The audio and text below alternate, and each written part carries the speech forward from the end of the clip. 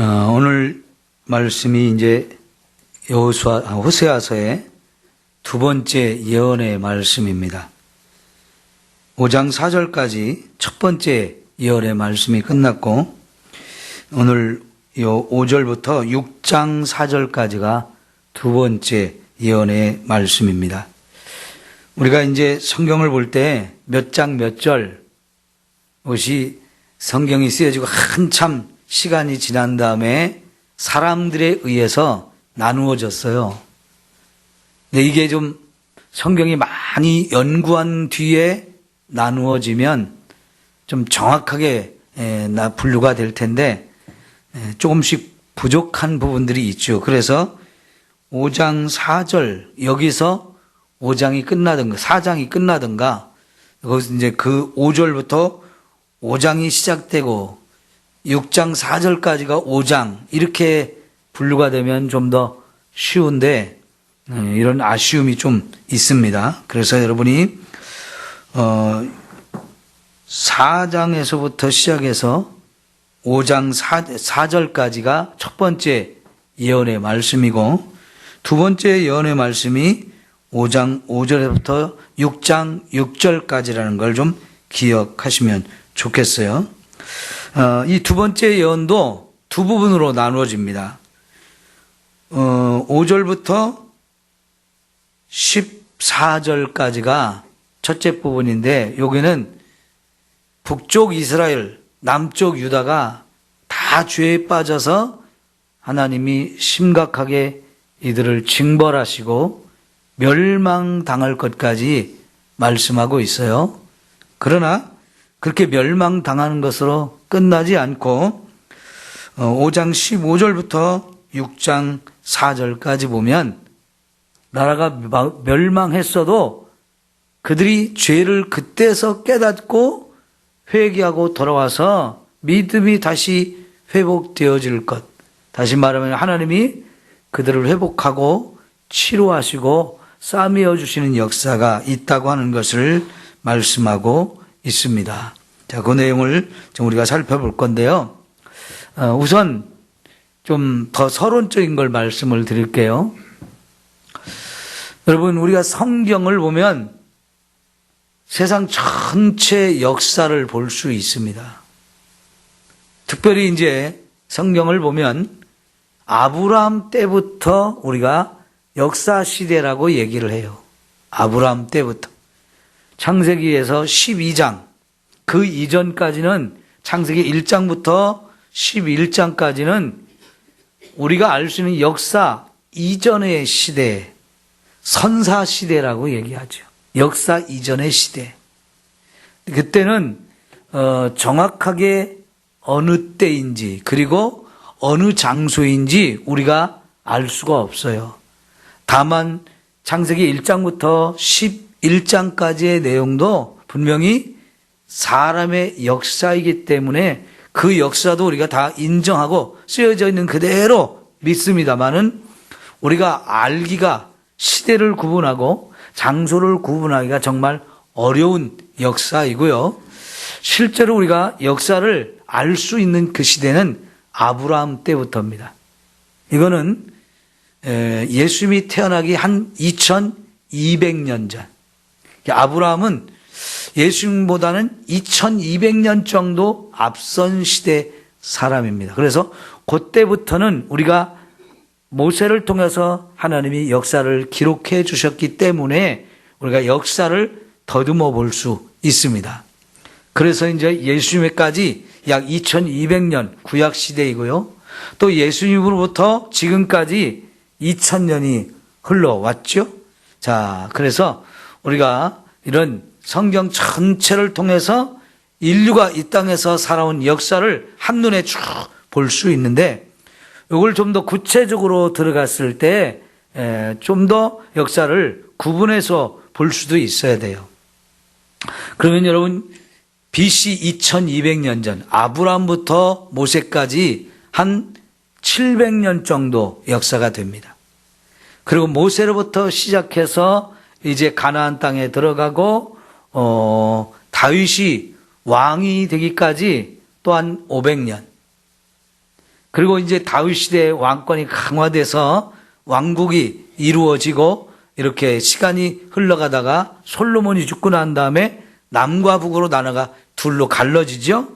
둘로 갈라진 나라가 한 BC 722년에 아수르에서 멸망을 당해요. 그리고 나서 그 뒤로도 남쪽 유대는 한 135년 정도 더 유지하다가 BC 538년에 나라가 망해버리죠. 그래서 결국은 한 500년 정도 지나면 다윗 시대에 그렇게 왕성했던 나라도 남과 북이 다 없어지게 되죠. 이제 남과 북이 멸망당한 다음에 바벨론의 포로로 끌려가서 70년 다시 포로 생활을 마치고 돌아오게 되면서 이제 그때부터 한 이제 500년 정도 지나면 예수님이 오죠. 그러니까 구약의 시대도 500년, 500년, 500년 이런 식으로 끊어서 생각하면 구약의 흐름을 한눈에 쭉 우리가 볼 수 있어요. 자, 그런데 우리가 말씀을 드리는 것은 성경을 통해서 유대인들의 이 역사만 볼 게 아니라는 거예요. 유대인의 역사를 보면서 동시에 그 시대가 세상은 어떤 시대였는가를 우리가 좀 같이 볼 수 있는 눈이 열려야 성경을 보면서 세상도 함께 볼 수 있게 되기 때문에 여러분이 성경을 보면서 자꾸 역사적으로 시기를 좀 구분해 보기도 하고 그 시대마다 주변에 있는 나라들이 어떤 상태로 변해가는가 하는 것도 함께 보아야 성경을 통해서 세상의 역사도 볼 수 있게 되어집니다. 자, 마찬가지로요. 지금은 우리가 2025년에 살고 있어요. 이 대한민국이라는 이 땅에서 우리가 살고 있는데 우리는 우리의 역사도 쭉 한눈에 이렇게 훑어볼 수 있죠. 학교에서 역사 공부를 했기도 하고 또 뉴스나 여러 가지 자료들을 통해서 우리 역사들을 쭉 이렇게 훑어볼 수 있는데 우리도 한 5,000년 역사를 이야기합니다. 그런데 우리가 그래도 알 수 있는 역사는 삼국시대부터예요. 삼국시대. 삼국시대 조금 더 거슬러 올라가면 요 남쪽에 만, 진안, 변안 이런 나라들이 좀 있었다는 거. 또 저쪽 경상도 쪽에는 가야국 이런 나라가 있었다는 거. 이 정도까지는 우리가 아는데 사실 고조선 시대는 그냥 신화로만 우리에게 존재하지 사실은 우리가 그 고조선에 대한 거는 역사적으로 기록이 없기 때문에 알지 못하지요. 이렇게 삼국시대를 거쳐서 고려 그리고 조선 그리고 조선이 끝나고 지금 대한민국의 역사가 이렇게 펼쳐지고 있는데요. 조선시대 500년, 고려시대 500년, 그리고 삼국이 통일되기 전까지 한 500년, 통일된 후 500년. 그래서 이렇게 우리의 2000년 역사도 이렇게 500년 정도씩 끊어서 이렇게 정리해 볼 수 있죠. 자, 그런데 우리가 이제 구약의 역사를 볼 때 특별히 이 역사는 사람들만 살아가는 역사가 절대로 아니었다는 거지요. 이 성경의 역사는 이 역사 가운데 역사의 주인이 하나님이시고 역사를 이끌어 가시는 분이 하나님이고 그 하나님은 인간의 역사 속에 개입하셔서 이 땅에 많은 일들을 직접 하나님이 계획하고 진행하시고 또 더 가까이에는 이 땅에 살아가는 모든 사람의 주인이 하나님이셔서 우리 한 사람 한 사람의 50이 되든 80이 되든 100년의 역사를 살아갈 때 그 사람을 보내신 분도 하나님이고 그 사람이 한평생 살아가는 동안에 늘 함께 하시면서 우리를 살펴보기도 하고 또 하나님의 놀라운 은혜와 축복을 부어주시는 분도 하나님이라는 것. 그리고 이 땅의 삶을 마치고 다시 그 우리를 불러가시는 분도 하나님이라는 걸 알 수 있어요. 구약의 역사를 보면서 단순히 인간의 역사만 보면 우리는 안 되죠. 역사의 주인은 하나님이시고 그 하나님이 계획한 대로 하나님이 계획한 목적을 따라서 계속해서 진행되어 왔다는 걸 우리가 보면서 이제 구약 시대를 우리가 보는데 지금 이 호세아 시대는 북왕국, 북이스라엘이고 그 북이스라엘이 멸망하기 얼마 전 시대인 것을 우리가 알 수 있습니다. 자, 그러면서 우리가 이제 오늘 말씀을 읽어가면서 공부할 때에 그런 시대적인 상황도 생각하면서 말씀을 읽어야 이게 뜻을 제대로 알 수 있다는 거죠. 자, 그러면 5절을 봅시다. 이스라엘의 교만이 그 얼굴에 드러났다. 이스라엘이 아주 심각하게 교만했다는 겁니다. 그리고 그 교만한 것이 속에만 감추어져 있는 게 아니고 얼굴에 확 드러났다고 할 정도로 지금 이스라엘 백성들의 많은 수가 굉장히 교만하게 사는 것이 너무나 눈에 보인다는 거지요. 그러면 여러분, 주로 어떤 사람들이 교만했을까요? 지도층에 있는 사람들.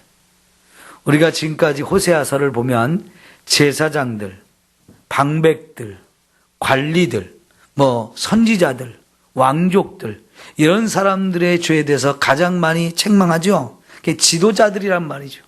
종교적인 지도자, 정치적인 지도자, 약간 그 당시에 잘 먹고 잘 살고 힘 있는 사람들, 이 사람들이 보면 얼굴에 교만이 확 드러났다 할 정도로 그냥 누가 봐도 저 사람들 교만해 할 만한 것이 너무나 많이 드러나게 살았다는 겁니다. 근데 여러분, 성경에서는 교만이 어떤 결과를 가져온다고 하죠? 패망의 선봉이다 그랬죠. 어떤 사람이든지 간에 교만하면 그 사람은 그 교만 때문에 망한다 그랬어요. 그러면 여러분, 이스라엘의 교만이 하나님이 보든지 사람이 봤을 때 이렇게 얼굴이 확 드러날 정도라면 그 다음에는 우리가 답이 나오지요? 망한다는 건데, 지금 하나님도 이 교만 때문에 하나님이 이들에게 진노할 것이고 멸망할 것을 지금 말씀하십니다. 자, 그 죄악으로 말미암아 이스라엘과 에브라임이 넘어진다. 교만한 그 죄악 때문에 결국은 이스라엘이 넘어진다. 넘어진다는 말이 좀 부드럽게 표현을 했지만 결국은 뭐예요? 망한다는 얘기죠. 그런데 이스라엘만 그런 게 아니에요. 5절 끝에 보니까 유다도 그들과 함께 넘어지리라 그랬어요.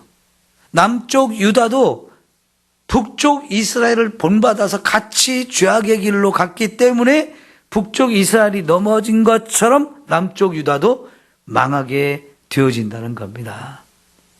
여러분, 우리가 본받으려면 좋은 걸 본받아야지 나쁜 걸 본받으면 안 되잖아요. 우리가 자녀들을 기르면서요, 그래서 친구 잘 사귀어야 된다고 얘기하죠. 왜 그래요? 친구라고 다 좋은 친구는 아니잖아요.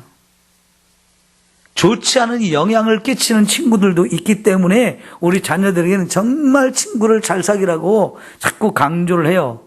그래서 우리 자녀들이 어떤 친구를 만나느냐, 이걸 잘 살펴보고 혹시라도 좀 불량한 그런 친구들을 만나면 그걸 빨리 끊어줘야 되지요.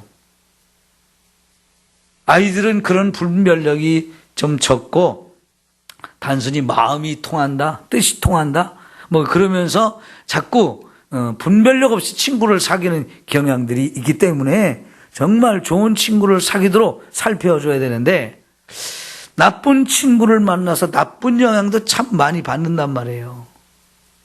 근데 지금 남쪽 유다가 북쪽을 본받으면 안 되는데, 북쪽이 지금 하나님 말씀하신 대로 교만이 막 극에 달해가지고 진짜 넘어질 상황인데 남쪽이 그걸 본받아 가고 있다는 거예요.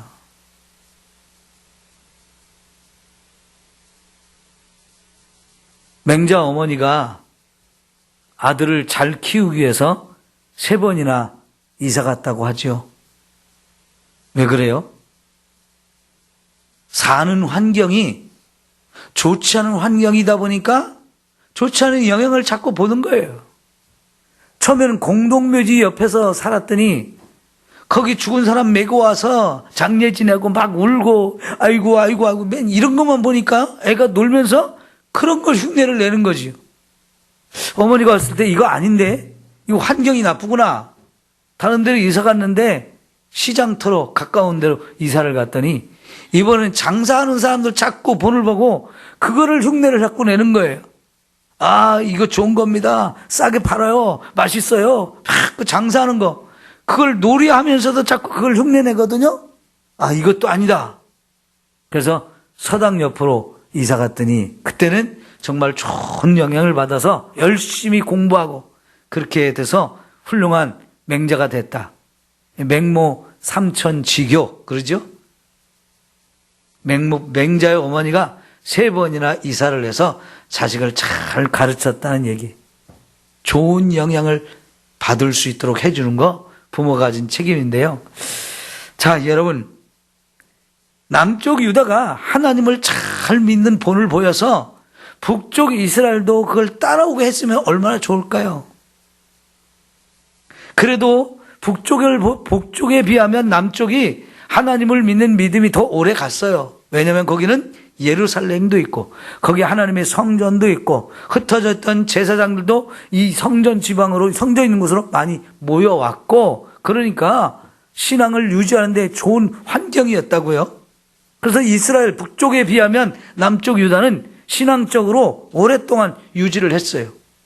그럼 그 영향을 북쪽에도 잘 끼쳐가지고 그들이 따라오게 만들었으면 좋은데 이게 아니고 신앙생활을 잘 하던 사람이 신앙생활을 엉터리로 하고 있는 북쪽을 본받으면서 믿음이 자꾸 변질되어지니까 결국은 북쪽이 멸망하는 것처럼 남쪽도 넘어진다 얘기. 그래서 오늘 말씀에는 북쪽과 남쪽이 다 함께 이런 심각한 죄에 빠지고 멸망을 당할 것에 대해서 말씀을 하고 계십니다. 자, 구체적으로 살펴보면 6절 보세요. 그들이 양떼와 소떼를 끌고 여호와를 찾으러 갔어요. 그런데 어때요? 하나님을 만나지 못한다는 겁니다. 이미 그들에게서 하나님이 떠나버리셨어요. 여러분, 우리가 오늘 이렇게 하나님께 예배를 드리러 왔잖아요. 그런데 하나님이 우리 예배 드리는 곳에 안 계시고 우리가 예배를 드리는데 하나님을 못 만난다. 하나님이 우리를 버리고 떠나셨다. 그럼 이거 심각한 문제잖아요. 영적으로 아주 심각한 문제잖아요. 그럼 우리가 그걸 빨리 알고 왜 하나님 우리를 떠나셨지? 우리 이게 예배 드리기 위해서 모였는데 그러면서 우리 문제를 빨리 찾고 이걸 돌이켜서 하나님이 정말 우리의 예배 드리는 곳에 하나님도 오셔서 우리 예배를 받으실 뿐만 아니라 하나님이 영광 받으시고 하나님이 정말 저와 여러분에게 은혜도 사랑도 축복도 마음껏 부어주시는 자리가 되어야 되잖아요. 자, 여러분, 우리 한번 각자가 점검해 봐야 돼요. 우리 예배는 어떨까? 지금 이스라엘은 소떼와 양떼를 끌고 하나님을 만나러 갔어요. 소떼 양떼 제물로 드리려고 예배의 자리에 갔다는 얘기입니다. 그런데 하나님이 그 예배를 받을 수가 없어서 하나님이 이스라엘 백성을 버리고 떠나버리신 거예요. 그 예배가 하나님 받을 수 없는 예배인 겁니다. 사실은 그들이 겉으로 보기에는 하나님을 찾으러 갔지만 사실은 누구를 찾으러 갔느냐? 바알과 아세라를 찾으러 바알과 아세라에게 예배드리기 위해서 간 거예요. 하나님이 그걸 아시기 때문에 이렇게 엉터리 예배, 그 엉터리 예배 안 받으시겠다고, 받을 수가 없다고 떠나버리신 거예요. 헛된 예배를 드리는 거죠. 이게 영적으로 심각한 타락에 빠졌기 때문에 그런 겁니다.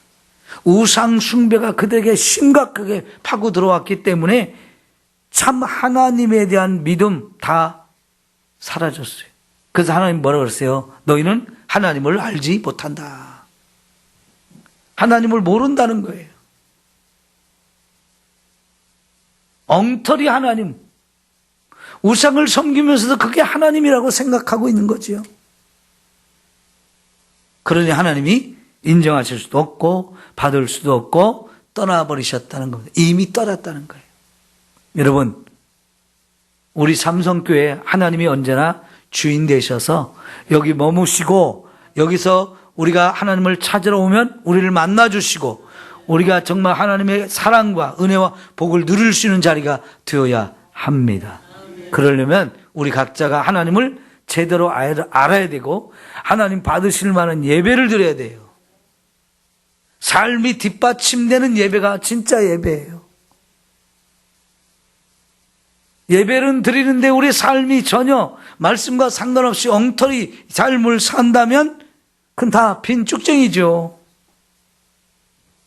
이사야 1장에 보면 이사야가 이스라엘 백성들이 많은 기름진 재물 가지고 왔는데 결국은 하나님 뭐라고 말씀하냐면 너희들은 내 마당만 밟고 간 사람들이다 라고 그랬어요. 하나님을 만나지 못한 거예요.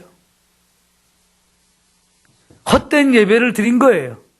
그들이 가져온 재물이 아무리 많아도 그것은 하나님과 상관없고 하나님 받아주시지 않은 그런 재물이었던 거예요.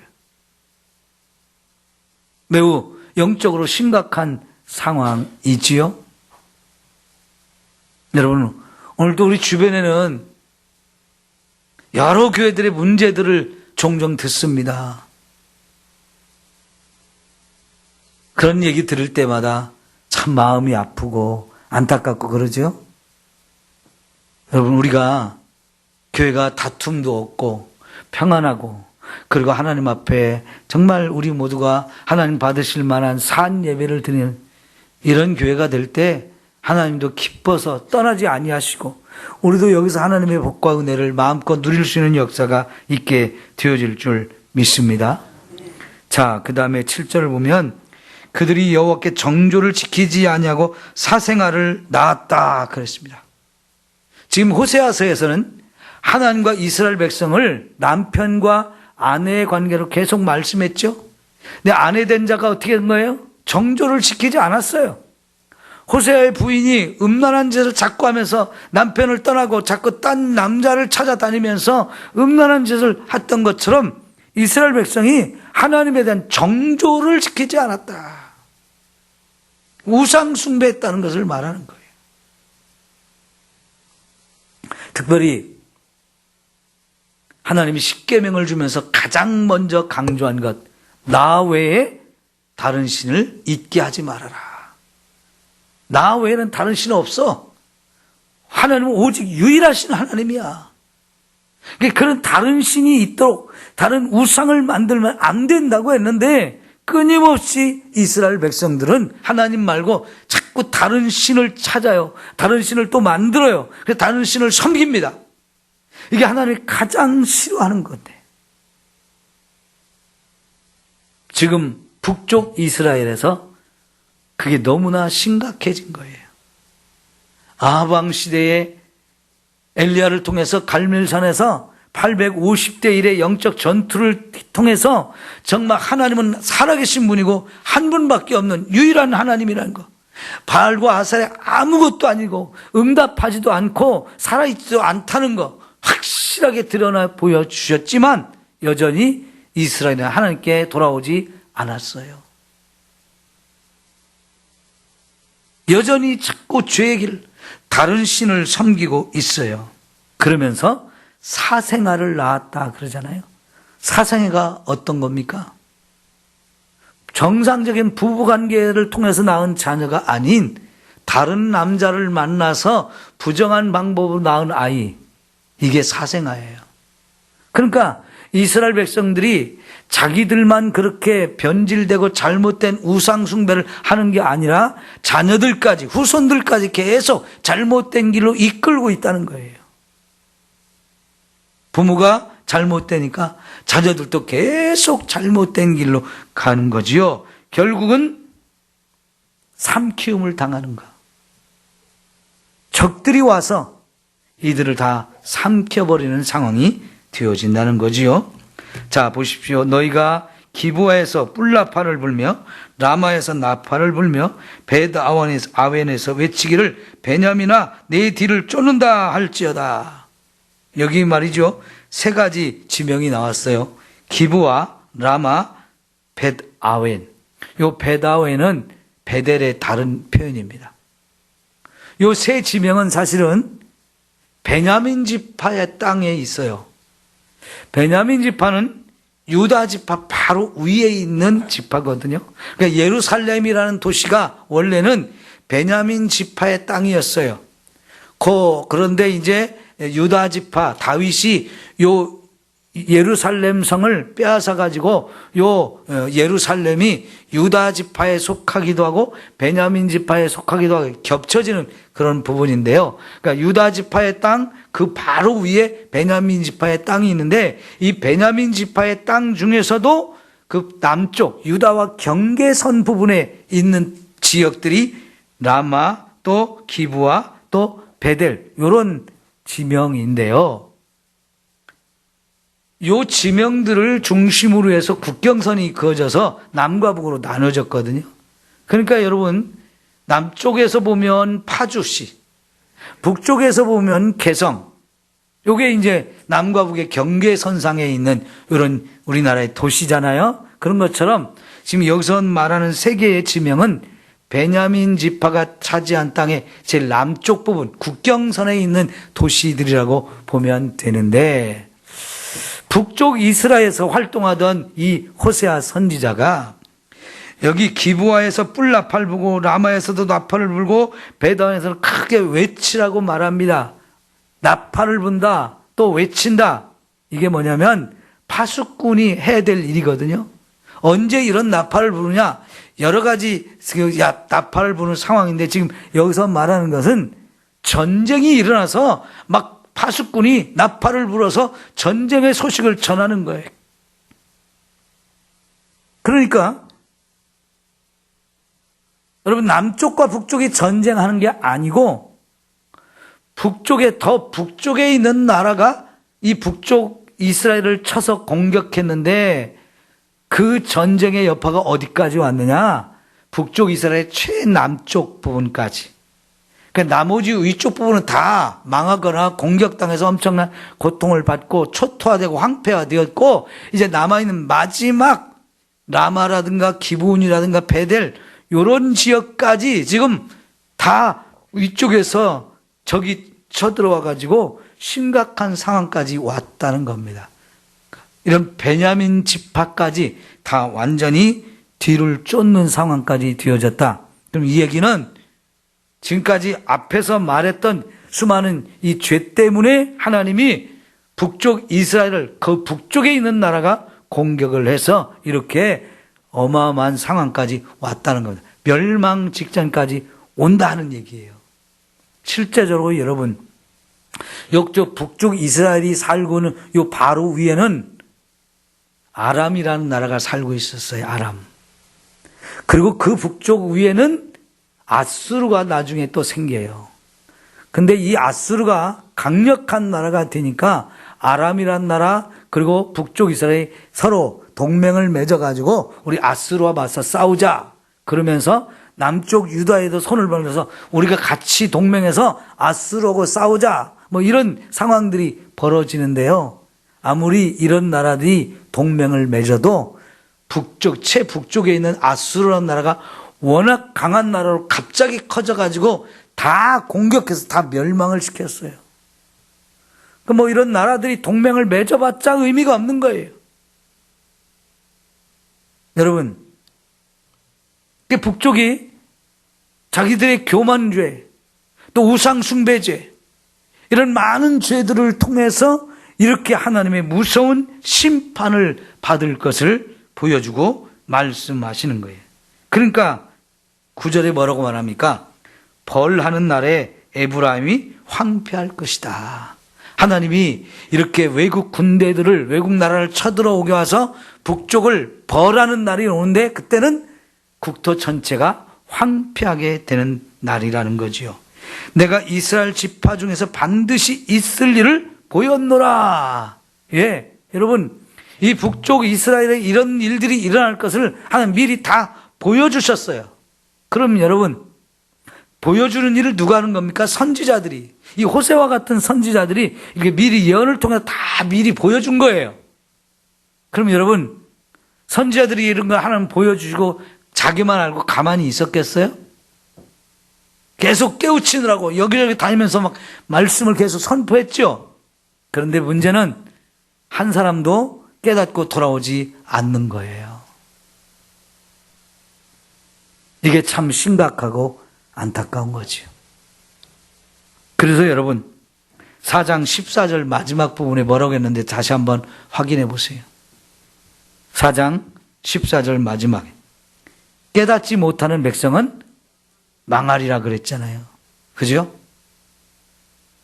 하나님이 선지자들을 보내서 말씀을 선포할 때 그들의 죄를 낱낱이 다 드러내잖아요.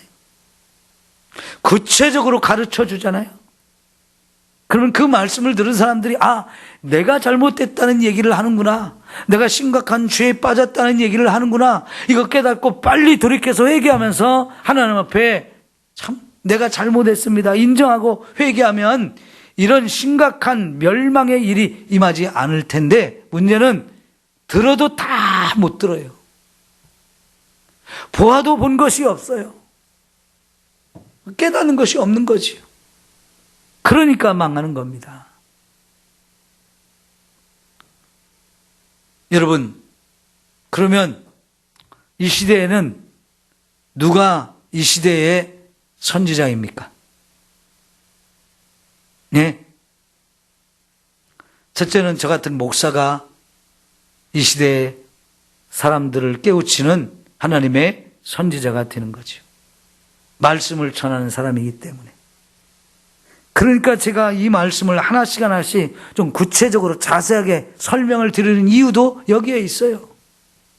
우리가 이 말씀을 같이 읽는 것으로 끝나지 않고 이 말씀이 무슨 뜻인지를 더 구체적으로 깨달아서 정말 하나님이 우리가 어떻게 살고 있는지를 말씀을 통해서 보여주고 계신다는 걸 깨달아야 돼요. 그리고 더 나아가서는 저를 통해서 말씀을 듣고 깨달은 여러분이 세상에서 같이 선지자가 되어야 되는 거예요. 세상은 저 같은 목사를 통해서도 또 하나님을 믿는 저와 여러분을 통해서 자꾸 세상이 지금 어디로 가고 있는지를 우리가 가르쳐 줘야 될 선지자의 사명을 가지고 있는 겁니다. 세상이 뭘 잘못하는지, 세상이 지금 잘못하는 것이 무엇인지, 그러면 그냥 그 길로 가면 우리가 어떤 상황이 벌어질지를 무서운 심판과 하나님의 진노와 재앙이 면서 우리 망할 수 있다는 사실을 자꾸 끊임없이 가르쳐줄 사명, 그것이 예수 믿는 저와 여러분에게 주신 하나님의 사명이고 이 시대에 우리가 그런 선지자가 되어야 한다는 거지요. 나부터 말씀을 깨닫고 그리고 말씀대로 살면서 정말 나만 말씀대로 살면 되지 이게 아니고요. 내 주변에 잘못하는 사람들이 있으면 그건 아니라고. 그거는 부끄러운 죄고 그렇게 살면 우리가 함께 망하는 길이라고 하면서 자꾸 사람들을 깨우칠 사명이 우리 모두에게 있는 겁니다. 자, 그런데 이게 북쪽 이스라엘만의 문제가 아니고 10절 보면 유다 지도자들은 경계표를 옮기는 자 같으니 내가 나의 진노를 그들에게 물같이 부으리라 그랬어요. 경계표가 뭡니까?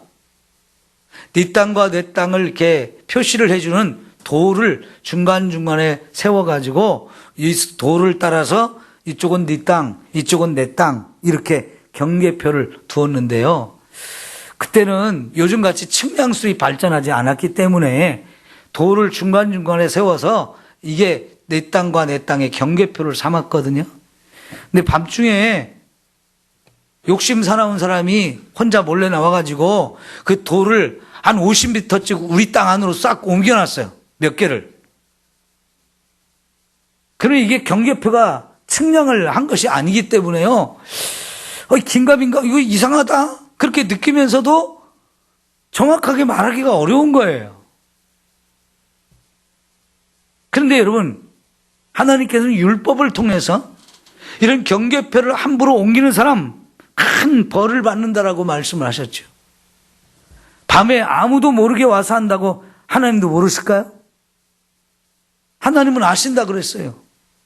그래서 아무도 모르게 했지만 하나님은 그 도둑놈, 그 사람은 벌한다고 말씀하셨어요. 그러니까 여러분, 여기서 경계표를 옮긴다는 게 땅의 경계를 말하는 것이기도 하지만 좀 더 깊이 들어가 보면 이것은 진리냐 거짓이냐 이거를 바르게 분별할 줄 알아야 되는데 지도자들이 유대의 지도자들이 이게 진리고 이게 거짓이라는 걸 분명하게 말씀을 따라 딱 분별을 하고 이걸 백성들에게 가르칠 줄 알아야 되는데 진리를 거짓이라고 말하고 거짓을 진리라고 말하는 이런 상황들이 벌어지면 분별하기 어렵잖아요. 여러분 대표적으로 성경은 분명히 동성애가 죄라고 말하는데 지금 이 시대에는 동성애는 죄가 아니라고 말하는 사람들이 너무나 많아요. 저는 제일 안타까운 것 중에 법관들 중에 그런 사람들이 지금 많아진 거예요. 예전에는 우리법연구회라는 조직이 진보적으로 굉장히 앞서가는 그런 법관들이었거든요. 거기서 말하는 진보라는 건 좌파란 얘기예요. 그런데 지금은 이름을 바꿔서 젠더법 연구회라는 이름을 가지고 있어요. 근데 많은 판사들이 거기에 소속이 돼 있어요. 근데 그 사람들은 한결같이 동성애를 죄라고 인정하지 않는 사람들인 거예요.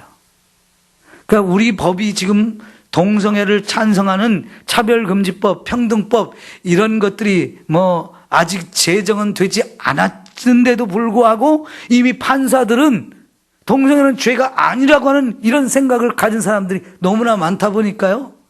성전환 수술을 안 받았어도 성전환을 하도록 법원의 판사들이 허락을 해줘요.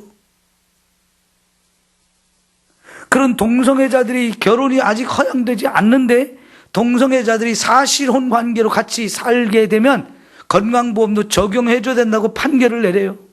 이미 그러잖아요. 그러면 여러분은 어떻게 되는 겁니까?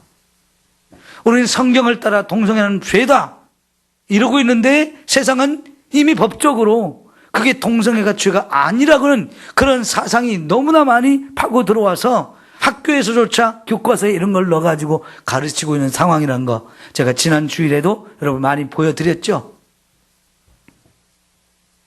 사람들의 생각이 무너지는 거예요. 그러니까 여러분 점점 청소년들의 의식을 조사해 보면 동성애 죄가 아니고 동성연애 얼마든지 가능하고 나도 성전환을 할 수 있다, 하고 싶다, 진짜 성전을 하는 숫자가 비율이 점점 높아지고 있는 이런 상황이에요. 왜요? 자꾸 그런 걸 배우니까 그러는 거지요. 그러니까 남쪽 유대가 하나님의 말씀만이 기준이 되어서 참과 진리를 바르게 가르치는 지도자들이 있어야 되는데 남쪽의 지도자들조차도 이 경계표를 옮기듯이 참과 거짓의 경계를 바르게 지어주지 못하고 거짓이 진리로 바뀌고 진리가 거짓이 되어지는 이런 상황들이 자꾸만 나타나는 거지요. 그러니까 하나님이 그들에게 진노를 물같이 부을 것이다라고 말씀을 하시는 거지요.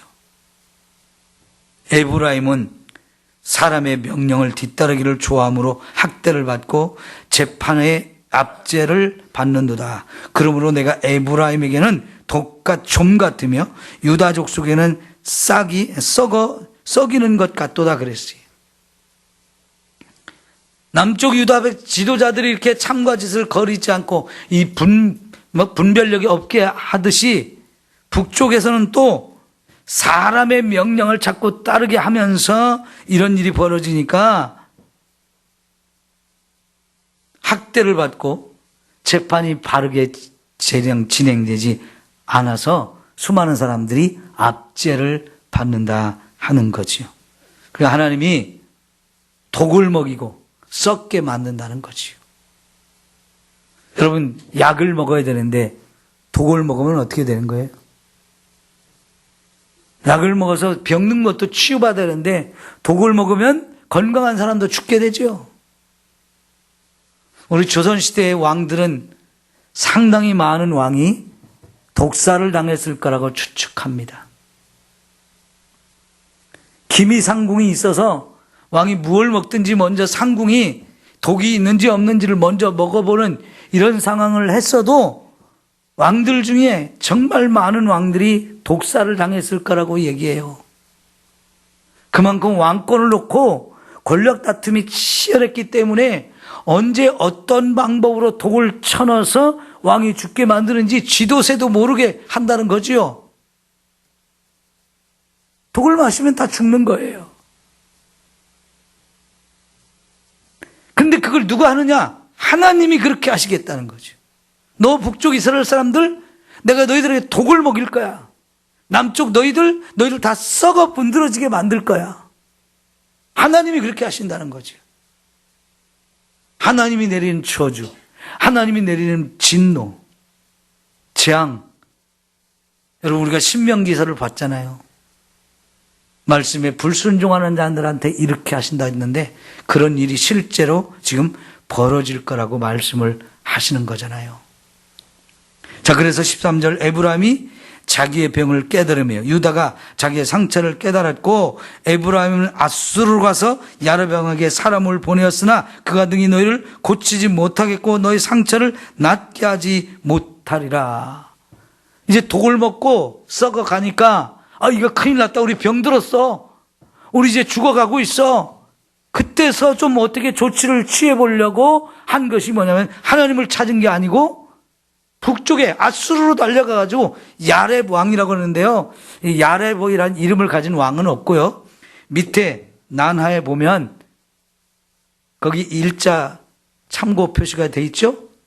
밑에 보면 뭐라고 그랬어요? 싸움의 왕이라고 나와 있죠. 싸움 잘하는 힘 있는 왕을 북쪽 아수르로 찾아가서 우리 상처 좀 병든 것 좀 치료해달라고 아무리 그래봐야 쓸데없는 짓을 하는 거죠. 아까 이 독을 누가 먹였다고요? 하나님이 먹였는데 세상에 싸움 잘하는 놈 데려다 놓고 우리 좀 도와달라고 우리 병 좀 치유해달라고 하나님이 우리 병들게 했는데 하나님하고 맞서 싸우게 만들 거예요? 누가 하나님을 이길 건데요? 어리석은 짓 하는 거죠. 14절 보면 내가 에브라임에게는 사자 같고 유다 족속에게는 젊은 사자 같으니 내가 내가 탈취해 갈지라도 건져낼 자가 없으리라. 여러분, 사자, 젊은 사자, 가장 용맹한 맹수의 왕이에요. 하나님이 북쪽 이스라엘에게도 남쪽 유다에게도 사자같이 와서 그들을 탁 삼켜버리고 갈갈이 찢어버리는데 누가 그 사자의 입을 벌려서 거기서 끄집어낼 수 있겠어요? 하나님을 이길 존재는 없지요. 이런 상황까지 북쪽 남쪽이 당해서 결국은 멸망할 것을 말씀하고 계십니다. 결국은 완전히 망하게 되어지죠. 남과 북이 다 멸망을 했어요. 그런데 여러분, 여기서 끝나지 않고 이제 15절부터 6장 4절까지 요거는 금요일 날 보겠습니다. 여기서 끝나지 않았어요. 끝난 것 같은 그 나라를 다시 하나님이 회복하시는 얘기 하시는데요. 자, 오늘 여기까지 말씀, 분명히 이들의 죄 때문에 하나님이 벌을 내리고 멸망시킨다는 말씀을 구체적으로 이렇게 표현했던 이야기입니다. 여러분, 이런 말씀을 통해서 이 시대 나는 어떻게 살아야 되는가? 그리고 우리가 사는 시대는 지금 하나님 앞에 믿음으로 바로 서 있는 시대인가? 아니면 죄악으로 점점 더 심해져서 멸망의 길로 가고 있는가? 우리가 스스로 분별할 줄 알아야 돼요. 그래서 이런 걸 분별할 줄 알면 우리 각자가 깨어날 수 있죠. 그리고 서로 깨어나자고, 정신을 차리자고, 근신해서 제대로 신앙생활하자고 자꾸 우리 서로 깨어야 되고요. 그렇게 살아가면서 세상을 향해서도 하나님의 진리의 말씀을 바르게 전해줄 수 있는 저와 여러분이 되어야 이 나라도 살릴 수 있어요. 여러분, 경제적으로 어렵다, 뭐 이런 얘기도 많이 하고 대통령 잘 뽑아야 된다 이런 얘기도 많이 합니다. 나라가 참 중요한 시기죠. 믿음의 사람들이 잘해야 돼요. 말씀을 통해서 잘 분별해야 우리가 사는 시대를 살리는 일을 할 수 있어요. 바르게 가는 길을 갈 수 있어요. 함께 기도합니다.